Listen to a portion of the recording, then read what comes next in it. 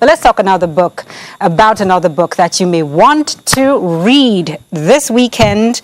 Precisely on Sunday, the 1st of June, 2025, a book is going to be launched. The book is called Powered by Hope by Senator Elizabeth Regina Mundi. An engaging story on captivity. It's a real-life experience of what it was like being 80 and being in captive. The stress, the token, the frustration that she experienced is highlighted in this piece of literature that you may want to read. But one thing that I admire about the senator is her courageousness, her resilience, the fact that she's able to tell her stories, an opportunity for us to learn what it's like to emerge from a situation that may have drowned you in the depths of fear and sorrow and emerge stronger and ready to share the experience with others. Someone was keen on having a conversation with her. That's Clarice Fonze Wong. She talks about her book, Powered by Hope. The story is about my captivity, my kidnapping. It happened in April, and I was released on the 30th of May. 30th of April to 30th of May. So this book tells the story of what happened and my 1 month stay in the bush and my rescue. But then I've added a little more about my life so that the people reading the book don't just see this woman hanging out there alone. There is a story to my life before I got to where I was kidnapped and rescued. Oh, it was really frightening. The first days, it was frightening. Being in a situation where I never knew whether I would see the next day or not.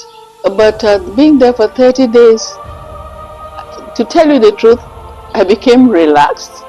People wonder when I say I was relaxed. But that's it. I just sort of got used to being with them and being in their midst, because I just found out that all of them really were my children.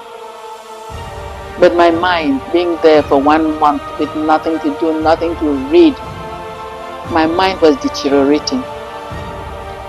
Even if I did not have any physical torture, but my mind, in fact, I was afraid I would lose my mind. I had hope in God. And I had hope. You see, without hope, everything dies. I had hope in seeing a new day. I hope that I will see my family again. I hope that I would live to tell this story. I hoped that God would keep His promises, because so many promises of God came to my mind in captivity. And I thank God that as a Sunday school teacher many years back, I memorized Bible verses along with the Sunday school children, and those verses remained in my head. And the hope in Christ, the hope in the future, without hope, I realized that without hope you are a lost person. You must have something you are hoping for. And at that moment in the bush there, I was hoping for so many things. Actually, I cannot say. If I knew the answer, I would tell you. But I don't know if there was any monetary deal. You see, the way my rescue came about is still a mystery to me. Yes, my family had made some financial advances, and they got to a point where the captors were saying, "You give us this money in bits." And my daughter said, "No, we cannot give you this money in bits. We'll have to give you this amount all at once. And as you're getting the money, my mother is coming out." But I don't know where how she thought that she was going to have that money. They were asking for 80 million. So I don't know when she said, "We'll give you the money all at once," and my mother comes out. I've asked her, I said, "Well, where were you going to have this 80 million? Did you have it back somewhere?" But yes, the government did send the bee to rescue me. And believe me, those boys were in the bush there for a long time. You know, but there are so many mysterious things in my rescue. And I relate that all to the hand of God. Before I came out, I had started writing. And it wasn't meant to be like for a book. I had asked for a book, a pen, and a paper just to keep my mind busy, which was given to me. So every day, that was about the second week I was in captivity. Every day I would document what happened, the weather, the birds that flew overhead, what I saw, that kind of a thing, how I felt that day. I would document it. So it was a whole exercise book, a 20-leaf exercise book.